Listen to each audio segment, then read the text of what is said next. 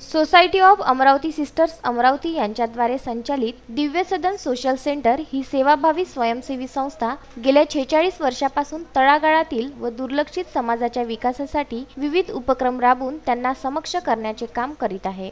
सध्या स्थितीत संपूर्ण देशामध्ये कोरोना विषाणूच्या प्रसारामुळे लॉकडाऊनची परिस्थिती उद्भवली असून याचा फटका समाजातील सामान्य व अतिसामान्य घटकावर झाला आहे। याची जाणीव ठेवून संस्थेच्या संचालिका सिस्टर हिरा पारखे, प्रकल्प समन्वयक सिस्टर पुष्पा तिर्की, नितीन पाटमासे, नारायण मनवरे, अनिरुद्ध पत्की, सुरेंद्र शिरसाट व इतर कर्मचाऱ्यांच्या सहकार्याने गेल्या 25 दिवसापासून चांदूर बाजार, मोर्शी, दर्यापूर, भातकुली, नांदगाव खंडेश्वर, अमरावती, चांदूर रेल्वे तालुक्यातील गावामधील 25 लाख रुपयाच्या आर्थिक सहाय्यातून 5020 गरीब कुटुंबांना 15 दिवस पुरतील अशा जीवनावश्यक वस्तूचं वाटप करण्यात आलं।